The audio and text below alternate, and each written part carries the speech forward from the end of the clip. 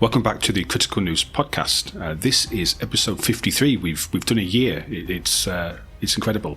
I'm Al, and I'm joined today by Adam. Hello, everyone. And by Timothy.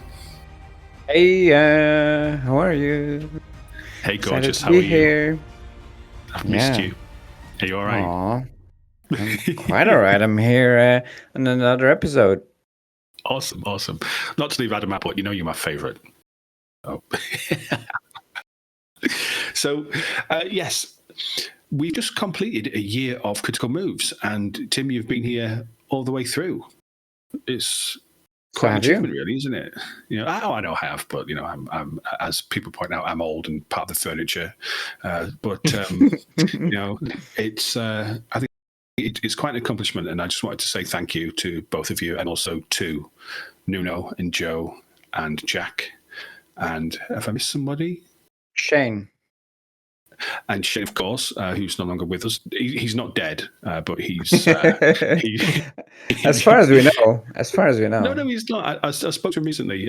He's not dead, but he's not part of the podcast. And also, we have Sid, who's joined us, who should be appearing on an episode very, very soon. But yeah, we've passed a year. I think we're now officially proper podcasters. I don't know. It's crazy. And this is episode 53. And today, what we are going to do is New Year, New Game. It's a little fun thing that I've thought of. New Year, New Game. It's new for the podcast. And what we're going to do is each of us is going to recommend a new game to the other people here for them to go and play. And it should be something they haven't played before. And then in a few months, we'll come back and we'll talk about them and see how we got on. So who would like to start? I can start because I feel that my game is not so strategy one, but I want to say it and then move on. So I heard, and as far as I know, the team likes Heroes of Might and Magic 3. So for him, I would like to advise to play King's Bounty series. The fun fact is that Heroes of Might and Magic is based on a really old King's Bounty game, and after some time, the success of the Might and Magic series, they released King's Bounty Armored King. No, there was Armored Princess, and before that, there's another installment. Anyway, both these games are really awesome, and this is like Heroes of Might and Magic, but you control only one hero, and basically it's kind of more of an RPG game, but still all the features of Heroes gameplay are there. So basically, you are a hero, you have castles, but instead of you being a kingdom and recruiting heroes, you have one hero, and basically you found different kingdoms that you can buy units from, and then you have a hex battles that like armies. Each army is opposed each other, but what's more, you have a skill tree for your heroes, so it's like more hero focused Heroes of Might and Magic game. But is it not? I thought the game before Heroes of Might and Magic was called Might and Magic. Was there not like an RPG game called Might and Magic, and you played as a couple of heroes as an RPG, or is this something else? No, that's something else. So basically, it was this way that Might and Magic series was like you said, RPG, like full RPG game, and then they made a spin-off based on King's Bounty game. This was really old Amiga game. It looked like first Heroes of Might and Magic, and then another company, I believe it was Paradox, but because they had this, right now they're doing only grand strategy games, but before they made some different series, and they created this more RPG focused Heroes of Might and Magic, and basically it plays the same in terms of like world map. So you move your character like the same way, you have like the same kind of view on the map, and basically you have these places that you can enter, that you can get some equipment, unit, and so on, but you are not control of the kingdom, but you're more of control of the single character that basically acquires and visits different kingdoms that you can acquire units from. Oh, awesome. Is this a game that you can play now? When was it released? Yes, it is. It is kind of old game. It is like 15 years old already, or 10 years old. But it's not like it's known in my region of Europe because it's also created by, I believe, Ukrainian company. But it looks really well since the 3D graphics is like it has this cartoonish look. And I introduced this game to my friend a couple of weeks ago, and he was amazed how well it played. Yeah, like it And plays so- kind of like yeah. It's a follow-up from the original version, or a sequel, or No. a remake? Basically, they bought the rights only to the name, but it's Oh, it's okay. completely they had this different idea on the whole gameplay. Yeah, okay. They Gotcha. basically revamped the Heroes of Might and Magic, and I really like it. It's really nice. Like the plot is not that good, but on the other hand, like whole gameplay loop and skill tree elements and equipment you get, like this gameplay is really well made, and it's you can feel like the passion when if they created this project is called Passion Project, created by a small team, I believe so, and it plays really nice, and just go and play it. And you have is it like a living world that moves around, or? Kind of yes, because for example it's not a turn-based world map. On the other hand, and since this is the case, for example, there are some units that are too difficult for you at some point, so you can even like take a stealth approach to omit this unit and to get to the next kingdom that has better unit to buy them, and and then work out your way through this difficult armies. So, like again, imagine Heroes of Might and Magic, but you play as a character, not as a kingdom. And I played this game a couple of times in my life. I finished the first part like I don't know 3 times already, and it's so good. So just to confirm, this is King's Bounty: Warriors of the North. No, this is the third installment. So the best one is King's Bounty: Armored Princess. We can't have. You need to give us one game. All right, not a series. So come on, man. You know the rules, and already again you're screwing with not the wrong. rules. So we need one He's not wrong. game, and we need to know which game that is, because I need to find it to be able to put it in the description so that people can also go and try this game and play along. So you just saying, oh, it's called King something, just isn't going to work. All right, so get with the program. It might be a new year. You might now think you're a veteran and you've been here for long enough to be able to just make up your own rules, but that's not the case. All right, So sort it out. So since Al got into his parent mode and I got scolded, I would only say it's King's Bounty the Legend, and I leave it like this. King's Bounty the Legend. Yeah, and The it should be called Legend. this King's Bounty the Legend of Adam, but it's only King's Bounty the Legend. That they left out the Adam part. Yeah, but it's like in parentheses, like. Sure. All right, okay. Last question: is there a multiplayer? No.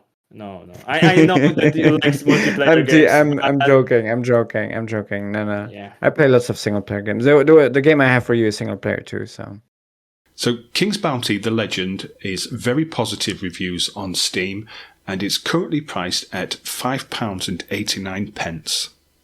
How many double cheeseburgers is that? It's only 2. All right. Yeah, at the most it's 2. So Right. okay. Any further questions about King's Bounty? I mean, I have a question actually. I have a question because you said it's you wasn't sure whether it would be a strategy game or not. You said it was maybe an RPG. Yeah, it's like on the verge.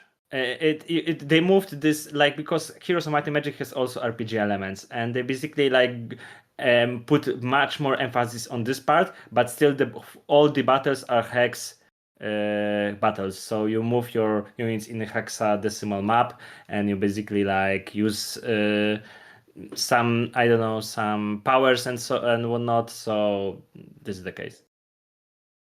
King's Bounty: The Legend, everyone. Tim's going to go and play that, and then we'll come back in a few months, and he'll tell us that it's either very positive, like it's on Steam, or that it's a pile of crap. But we shall. I have an opinion for sure. Well, you always have an opinions. opinion. You always have an opinion. I do. And I'm an opinionated guy. I love that about you. Never change. Never change. Okay, Tim, what's your first game? Let's go around, I guess. So for you, Al, I have a game I've mentioned once here called Suzerain. And you get to play as a suzerain. And what I really appreciate about this game is that it's very non-traditional game. It's very out of the box. You play very differently than most of the games you play. And it's a political simulator where you are just elected president of a country, a fictional country. Although, if you know a lot about history, you'll find out that there's a lot of, let's say, influences from real world events.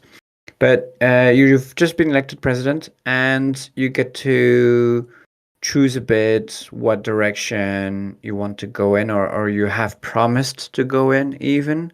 And your background, you get to choose a bit your character's background and so on. And then you're president of the country, and you can run the country pretty much like a president would. So it's not there's not a lot of gamifications like you would have in a lot of strategy games where you get resources and you get to spend them and you build stuff. It's more of talking.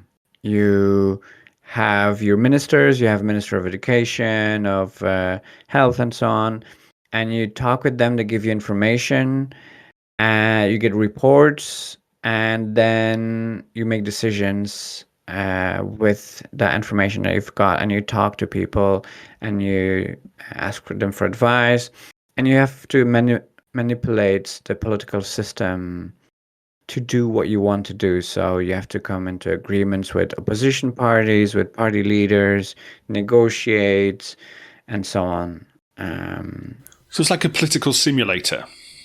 Yeah. And choices matter.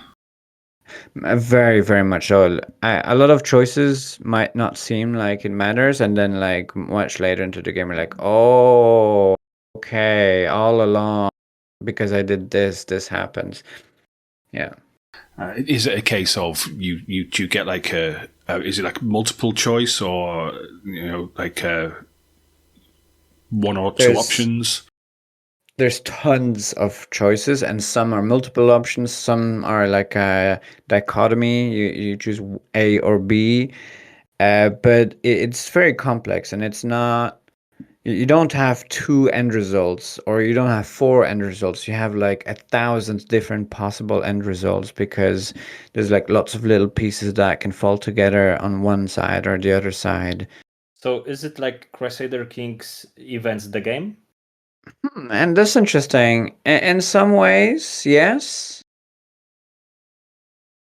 In some ways it is, yeah. Like if you had like tons of events one after the other, but it's much more dialogue oriented. So, for example, you have a meeting with your secretary and the Minister of Education, and then you have a conversation with them, and then you ask them to go in a specific direction, and then they go in that general direction. Or yeah, you received some budget surplus from the government, and you have to choose where does that go to. Or there's like a business mogul that is trying to bribe you, and you're like, how do you react to that? You can go along with it, and it will have consequences later on, or you can try to insult him, and that will then also have consequences later on. And you have to kind of be really strategic about it, because if you piss everyone off, you're just not going to be able to do anything. The Supreme Court will be against you, the Parliament will be against you, but then you have to try to kind of manipulate certain groups against each other, or you have to try to go in one specific direction. You can go from all the way authoritarian to trying to democratize a country. Like you have like all possible options. So is it quite moralistic then, in terms of one of the things that we've discussed in the past is the morality of strategy games, and do you play as yourself, as in these are the decisions that I would make if I was that particular ruler of that particular faction or country. Is it that kind of situation where I would play as me if I chose to? Well, what would I do in that situation? But then also you could also, if you wish to, you could also play as a dictator if you wanted a different gaming experience. Yeah, the first time I played it, I definitely imagined myself as that character and think like, oh, what would I do? What direction would I go in? And then if you want to replay it, you can like role play it. Like, oh, I want to play this type of person, a megalomaniac person. So yeah, that's interesting about it. And there's these two different approaches to the game. And yeah, it's very moralistic. And there's some terrible things happening. There's great things happening. You can power through change. You can keep tradition alive. So yeah, absolutely. And there's no right or wrong answer. That's also quite good. It's not like it doesn't railroad you into, yeah, become a good person by doing this one thing. And there's like many good outcomes and many bad outcomes.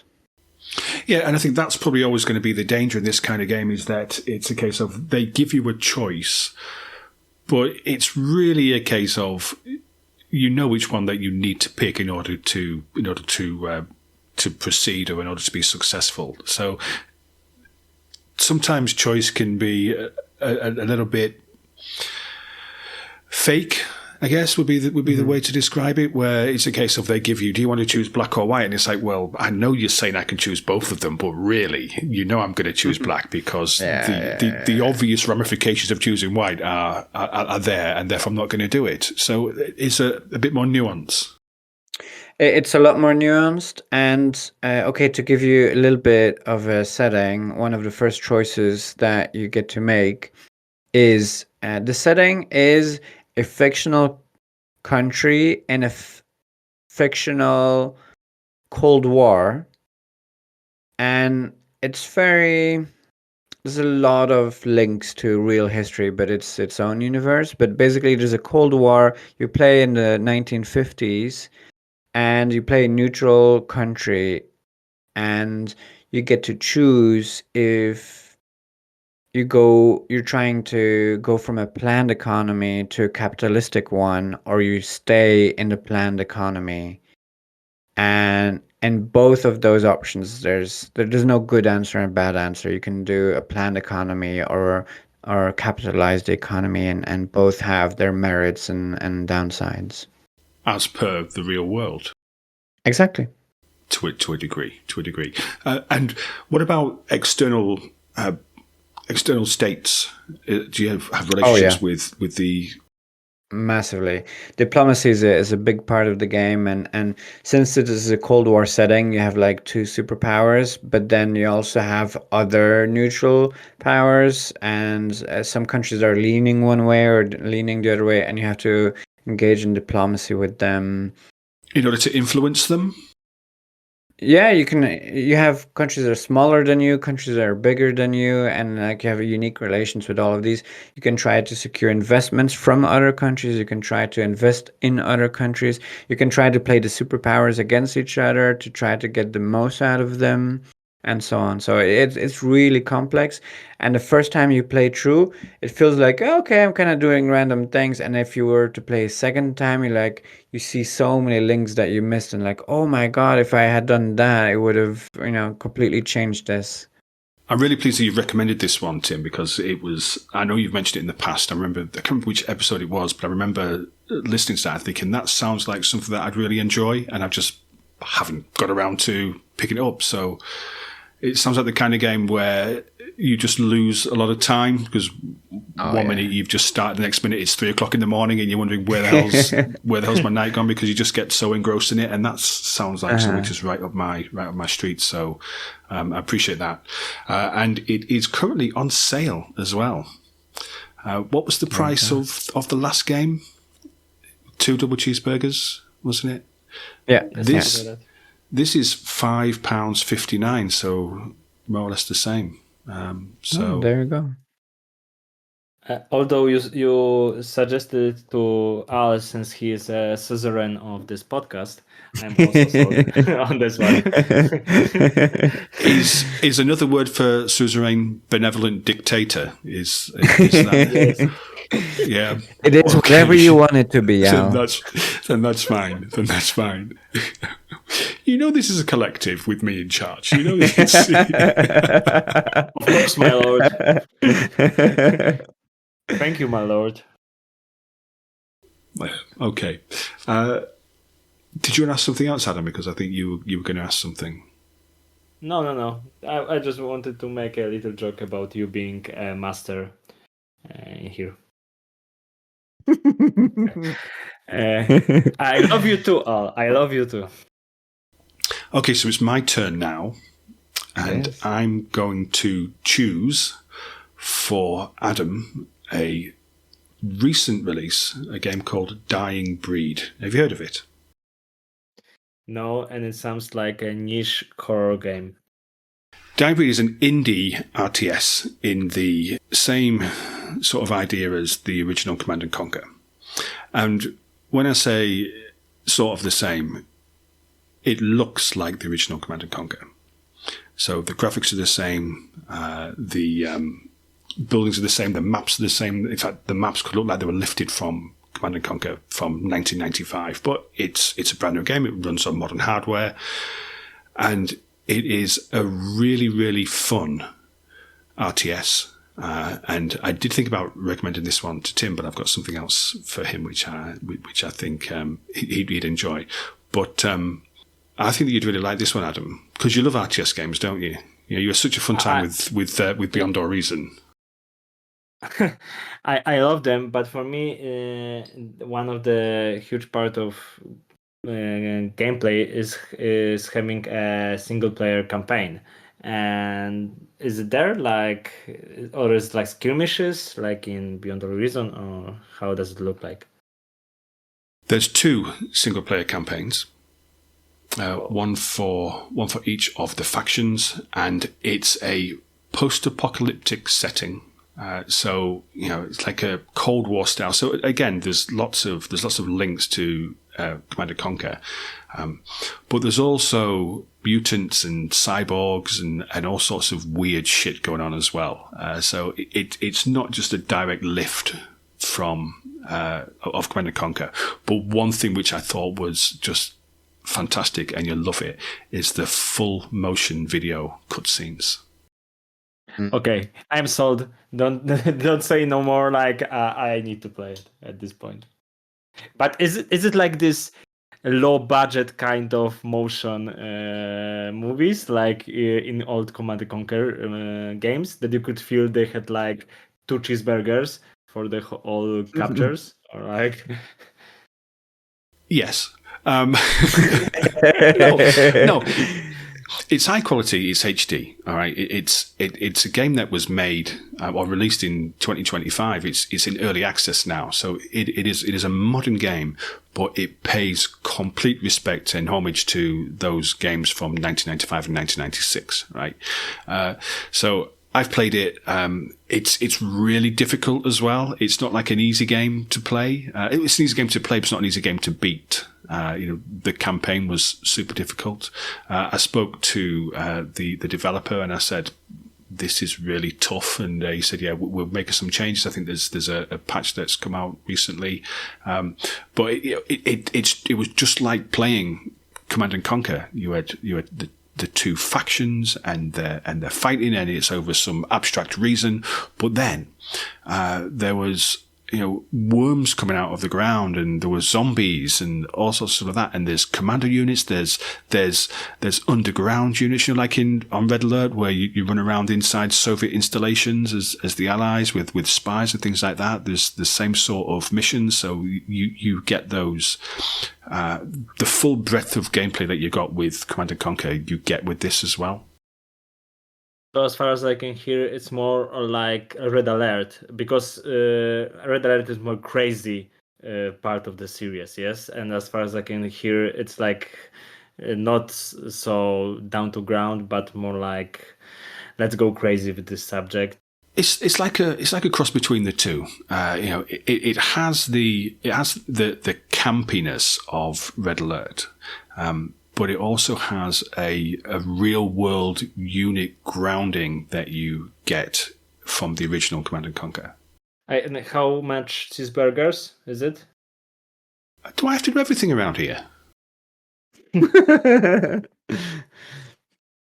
Stand by.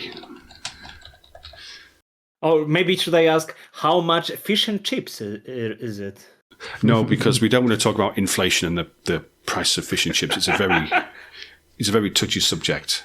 It is currently $14.99. So that is 6 double cheeseburgers. But Double we know. cheeseburgers. Okay. I thought the price was double cheeseburgers. Yeah, we're talking about double cheeseburgers. I think. Come on, Adam. Okay. Come on. No. But since you're the rich one here, you can afford the price $14.99. I think I've maybe picked expensive games. If so, then I apologise to both of you. But yeah, that's my recommendation. Dying Breed. It's $14.99, and I think you'll really enjoy it. I can't wait to hear what you think of it. For sure. It sounds amazing. I was kind of disappointed with Tempest Rising. That's why I would like to try this one. It's a very different game to Tempest Rising. Very, very different game to Tempest Rising. Tempest Rising is, and I really enjoyed Tempest Rising, but I enjoyed this one. I'm not going to say more, but I'm going to say for different reasons. On different level. For different reasons. This was a old school. Whereas Tempest Rising tried to take Command and Conquer and drag it into 2025 or 2024 if it was released last year. I think it was this year, wasn't it? It tried to drag it into 2025 and introduce the setting and the systems, but make a game from 2025. This Dying Breed took Command and Conquer and Red Alert from 1995 and said, let's build something around that without, it doesn't need graphical fidelity. It doesn't need to be perfect. It just plays really, really well. It just plays really, really well. Jack would love it because the soundtrack is immense as well. So I'm sure you'll enjoy it. Okay, so maybe again, let's start from me, and then I have a game for you all. So my game is called Oxygen Not Included, and you may heard about it during this podcast because I mentioned it here and there that it's my addiction. Basically, like usually when I finish one game or like get bored with some games, I'm like, okay, let's get back and play a little bit more of this game. So it is a city colony builder, but it's this type of game that in order for get better into it, you need to understand, for example, get into like a little bit of physics, a little bit of thermodynamics. You need to understand how the temperature exchanges between fluids, how the density works. And then they put into this colony builder and physics simulator, they put the creators of the game, the Clay company, they put characters that basically perform tasks and that you manage as a Al, so the suzerain. You manage the colony. It's the as I mentioned in previous podcasts, I don't like in colony builders when they are too easy, and this one is extremely difficult for it to play. Of course, if you get some, I don't know, walkthrough on some tips, it gets much easier, but the whole fun is about discovery of the old mechanics of the game. It's really hard, but I believe, Al, that you may like it. I don't know why, but I believe that you may dig it. Maybe the thing, because you usually play difficult games, as far as I hear and understand. No, I don't. I don't play. I don't play difficult games. I don't like. But difficult it seems games. like it is, but you will like it because the whole point of it is to like control this colony when everything is against you. On the other hand, this game is really fair. It's not. There are some games like Banished that has a lot of like mechanics that needs to punish you, but this game is fair. Like the rules are simple and clear, and you need to obey the rules. But the world is harsh, and there are like if you get really into the min-maxing of every bit of your colony, for example, you sit and you think of like, okay, let's create this one room, and 3 hours later, like, okay, one more thing, I just finished the game, and then 3 hours later, this is the morning, I need to get down to work. Like, this is this type of game. So we mentioned beyond all reasons, so I have to mention Stellaris. But you play Stellaris, and that's a pretty hard game. Yeah, and yes, no. So Stellaris is hard on completely different level, because Stellaris is hard in terms of like you need to Complexity. manage so much stuff that it's hard to cope with at some point. And this game is like you have not that much to cope with, but you need to make really good decisions because if you make mistake, then it costs, like in this long run, in the future time investment into your colony, it can break the whole ecosystem of what you are building. Okay, so on that point, because it sounds interesting, and I've looked at it, and right now it's overwhelmingly positive, and you don't see that very often. So I really like that. I'm quite interested in that. But what you say there, you make a decision and it can break everything. Can you then recover? Because the one thing that kind of really annoys me about games is where you make one mistake and that's it, you're screwed. You can and you cannot. So this game is pretty open about how you want to play it. So there's not forced hardcore mode. You can save at any point you want. You can reload the game. You can even cheat a little bit if you want. So this is open in this matter.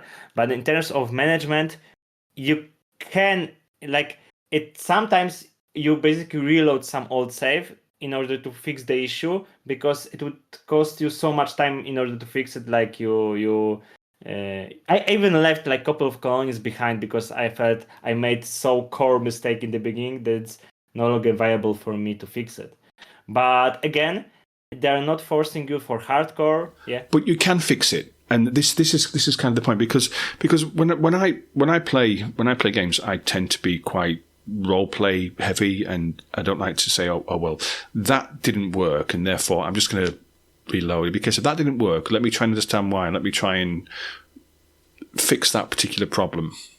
And I wouldn't like it if it was a case of, well, if I make that one error and I can never get it back. No. So you see, like this game is even about sometimes that's what I do also.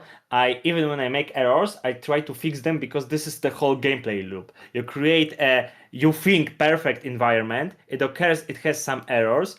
You fix them. It makes some more errors. So you fix these new errors, and then this is the whole gameplay loop of. Basically, it's like this, like a life. And raising kids it's also like that. Basically you fix errors all day, and when you fix one error, it occurs, it causes another error. This is a mistake, and this like a life.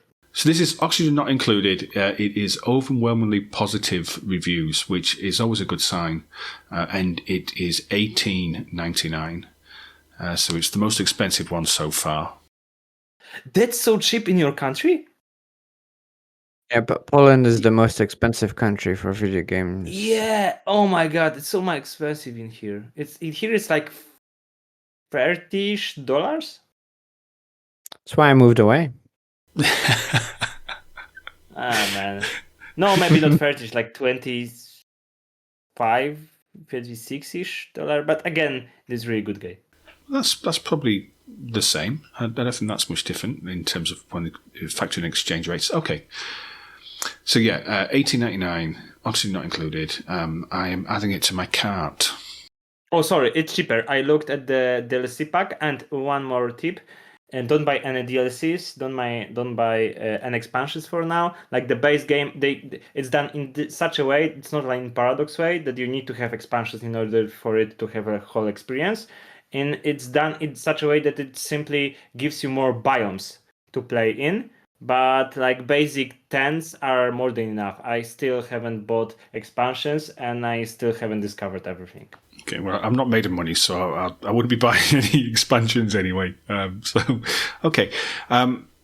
So shall we just continue? Shall I go around to Tim, and then Tim, you'll be finishing off with Adam? Yeah. Be finishing off with you, Adam. Finish him off. Finish him. Okay, so my final game to recommend for Timothy is one that I have actually recommended to him before. That's true. And he did nothing. He did nothing with it. Warhammer 40k Dawn of War Definitive Edition. Pew pew pew pew pew. Exactly. Pew pew pew pew pew. The original game was released in 2004, and I think Adam played that one back then. But this completely passed you by, didn't it, Tim? I remember one time I launched a game and I played it for like 5 or 10 minutes. So it's set in the Warhammer 40k universe. It is a absolutely cracking RTS. It's one of my favourite games. And you as an RTS player, I'm really surprised that I know it didn't completely pass you by, but I'm surprised it wasn't just something which you were just engrossed in, like I was. Because it encapsulates the Warhammer 40k universe better than any other game had done up to that point. And it's just a really great strategic RTS game, which I think that you'd love. Does it have multiplayer? It has multiplayer. All right, cool. It has multiplayer. Yeah, I was too busy playing Beyond All Reasoning, but now it's time to revisit that. Okay. You weren't playing Beyond All Reason in 2004. Okay. How old were you in 2004? I was 14. No, you could have played it. You could have played it in 2004. But in 2007 onwards, I was playing like the predecessor of Beyond All Reason. But yeah, still, no, I'll revisit. I didn't have the money as a 14 to buy my games. I have a question though, because I played this old game as you mentioned, and in this remaster, have they fixed UI? Because I tried to play this old version like 2 years ago, and it really because the ratio of displays changed, the UI was really stretched, and I hated it so much I couldn't play it. Have they fixed it? Like, is it crisp back again, the UI and the look of everything? Yeah, everything's been upscaled to 4K. Yeah, so... but you mean like the ratio, everything looks like it's supposed to, or is it like you feel something got stretched or something like that? No, it's not stretched. It looks like it's supposed to, and it looks really good. Considering it's a game which was... And as I say, they've changed very, very little about it. They've changed very little about the game from the original in terms of the UI is still the same. I think that they've amalgamated all of the expansion packs, so if you play in a skirmish mode on the original Dawn of War, you don't get access to certain units, but they were released as part of the expansion packs, and you now get them. But the only thing they've changed is upscale to 4K. Everything looks beautiful, and they've made the models look better, and they've made the lights look better, and they've made the effects look better, but the actual core gameplay hasn't changed. And it was incredible back then, and it still is now. I think Nuno, he again never played it. I think that we did an episode recently, and he said the reason he didn't play 40k was because he thought he needed to have a computer that would run 40,000 units at the same time, and that was that was why he didn't pick up the 40k game. I'm not sure whether it was this one, but certainly a 40k game.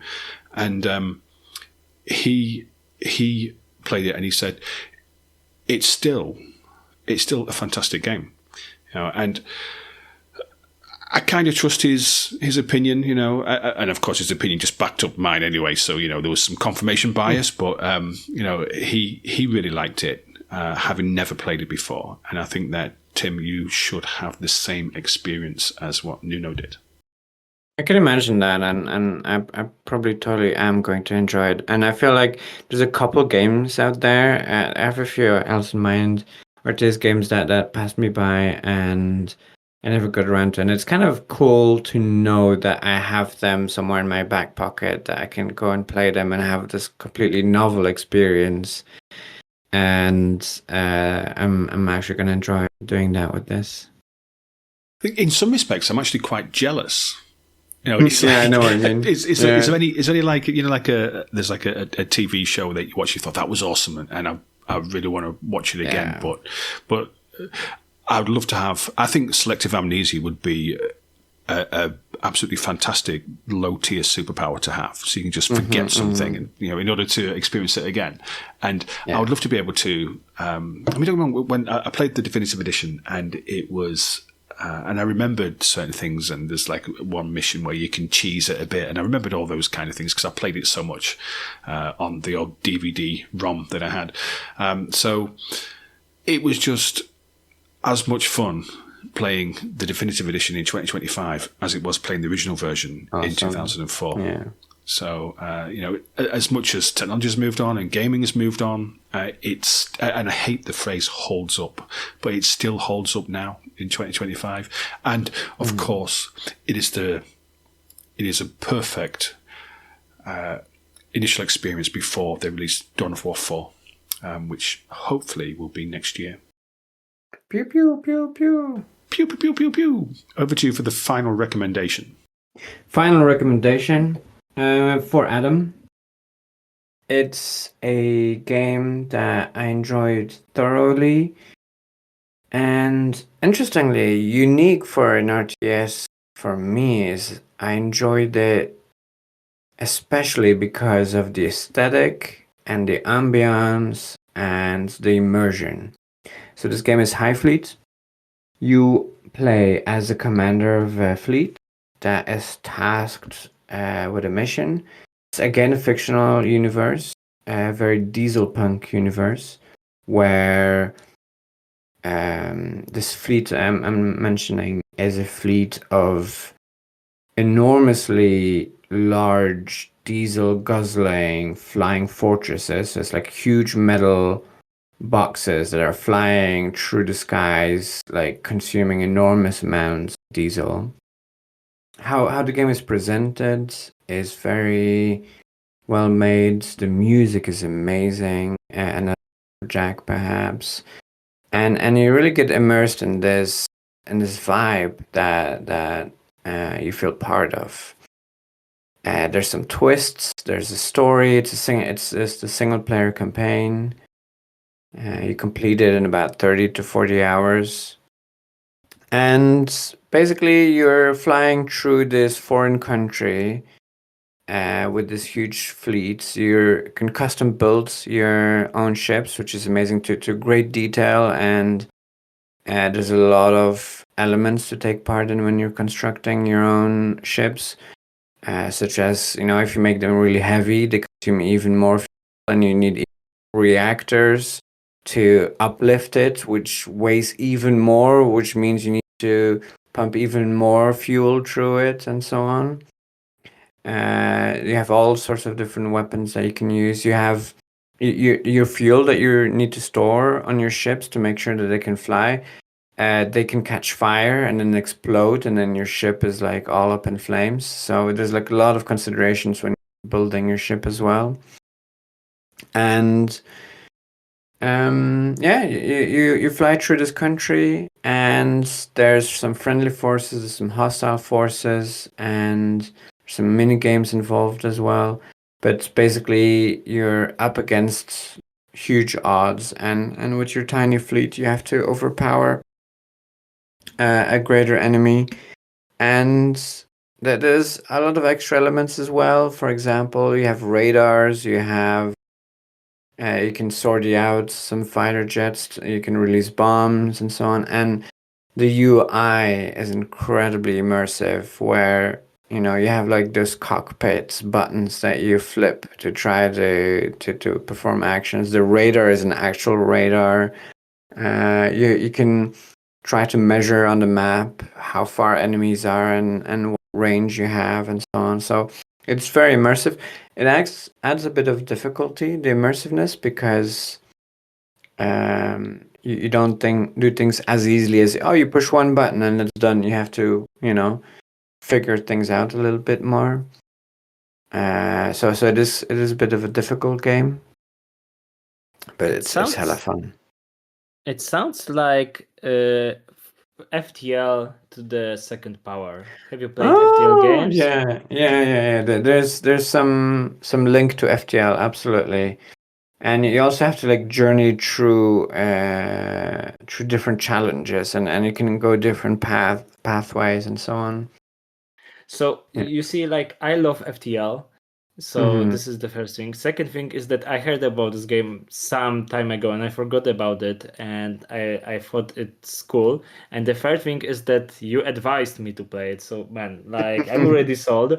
But I have one more question. Like, where because you already asked this question about different game, and I'm asking about this one. Where complexity of this game lie? Like, in which part of this game, like, you this it's difficult, let's call it this way. Like, what's harsh, like, what was the challenge in it? Yeah.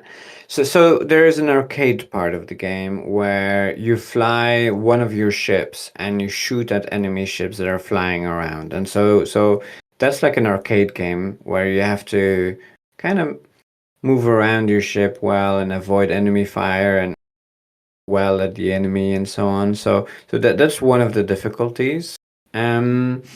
And then the rest comes from your decision making when it comes to ship design, when it comes to which direction you go in, when it comes to what kind of ship you're going to send against which enemy. There, you have to decode some information from the enemy, and you have to kind of know where the enemy patrol is going. So you can either try to avoid the patrols, or some patrols you can figure out through decoding the enemy. You can figure out that the enemy patrols are have convoys of resources that you can try to steal from and so on. And so while on the one hand you have the arcade flying around in the mini game, you also have flying around on the campaign map where you have to make some difficult choices about where you fly to, because everywhere you fly to you consume fuel, you can be detected by enemies, so you have to avoid different radars. You can flip your radar on to try to find the enemy, or you can flip your radar off to try to not be as visible because your radar itself emits a signal. So you can play like either a stealth game, or you can try to head on into the enemy, but so you have different possibilities there. The enemy can start launching strike groups after you, or as missiles that you have to try to either shoot down or avoid. So you have to make some tactical choices on the campaign map.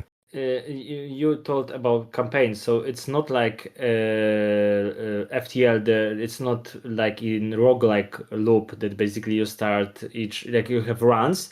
In here you have a single campaign. Am I right? As far as I can hear. Yeah, well, same as you described with your game, you can halfway through be like, oh, I'm kind of fucked. Maybe I want to restart. Okay.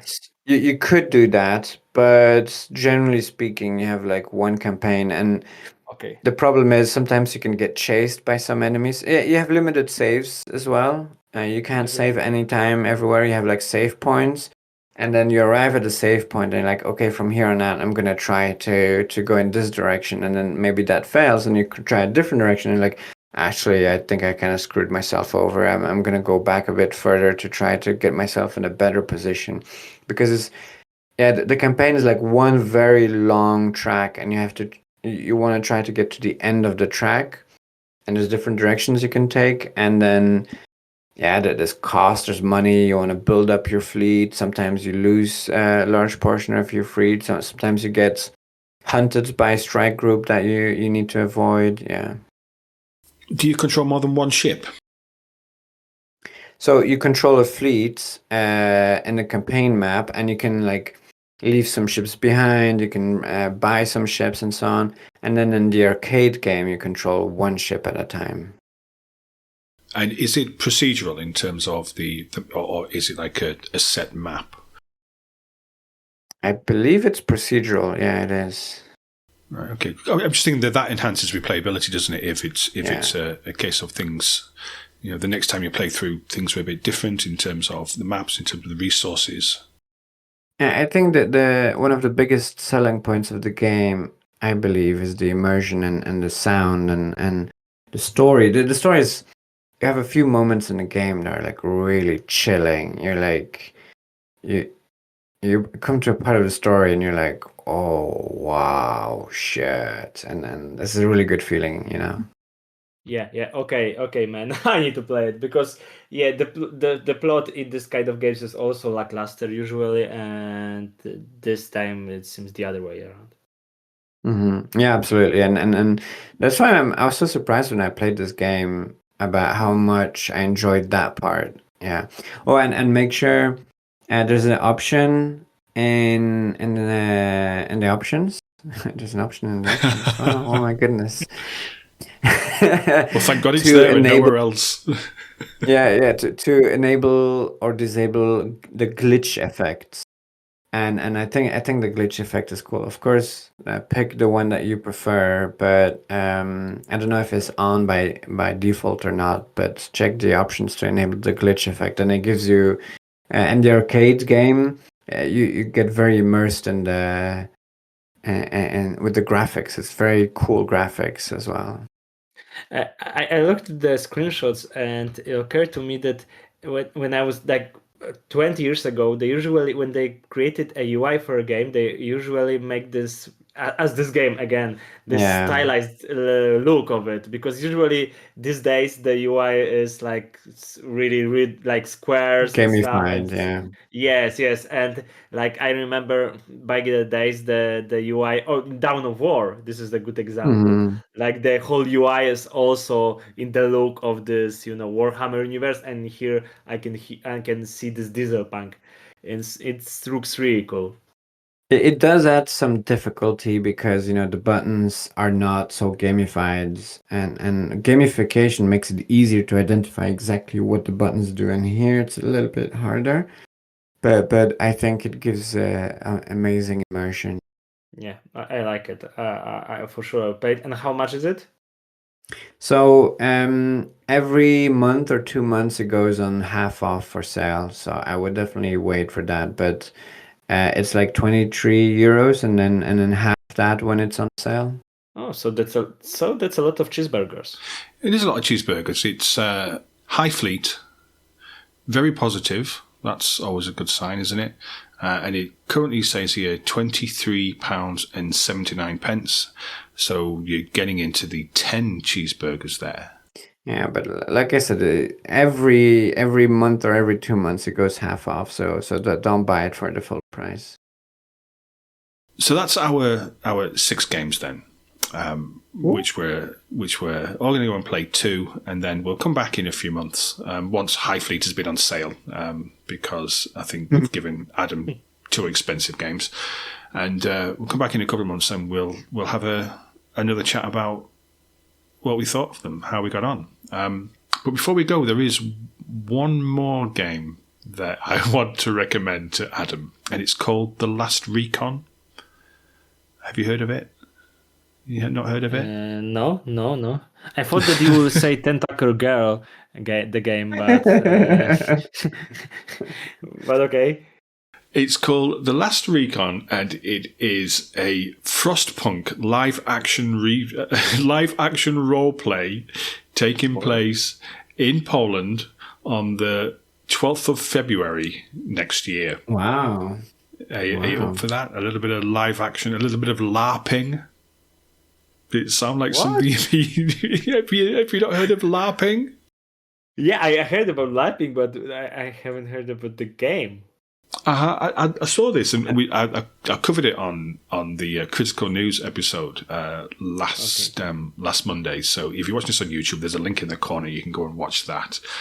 So for the low price of €490. So how many cheeseburgers is that? That's a couple. That's a few. Yeah. You can go and spend 2.5 days in a ruined fort in freezing Poland in February. in February, Man, role playing don't do in it, character. guys. You hate this country. Don't do it. I saw this and I was like, what? You know, but apparently it's really Amazing. popular. You know, That's amazing. You can play Frostpunk in real life. Yeah, Like, yeah, like you yeah. play the video game Frostpunk, and you're like, yes, that's the universe I want to inhabit. yeah. It was so much fun. I really want to go and experience it for myself. You know, of all the games to want to go and LARP. Is LARP is that the right word? It's just weird. Of all the games to want to go and experience in real life, Frostpunk would not be the one that I would pick. It would not be the one that I would pick. The tentacle girl. Yeah, I would rather go with Tentacle Girl, man. I'm too old to know about Tentacle Girls, so I'll leave that. I'll leave that to you kiddies. No, I'll leave that to you kiddies. Sure you are. Yeah, what's the tentacle? No, I don't know what's that. I would go hunt for food in the morning. No, but man, like I in Poland it's like half days you go for Tentacle the Girl, and half days you wake up in the morning and you're like, today I would go hunt for the food and fight for your survival. That's what I would do. And that's basically that's the Poland. Yeah, so you need to go and mine for coal in freezing temperatures in order to. It's like why would you do this? Why would you do that? It's crazy. I saw it and I was just like, is that a thing that people are doing? But yeah, it is. And then for the privilege of that, you pay 490 euros. 490 euros, yeah. So the privilege of living in Frostpunk. So 490 euros. Unfortunately, you've missed the early bird price of 415 euros. That was only available until September. But you can come to Poland in February and just, rent a flat and live here for a month. And is that just like Frostpunk anyway, is it? Sure. Man, you describe the Monday for Polish people. Like, yeah, that's exactly what like when we wake up on Monday, that's exactly our life looks like that. This has been the Critical Moves podcast, and that was episode 53, and it was New Year, New Game, and we're all going to go and try those games, and we'll come back in a few months and we'll tell you how we got on.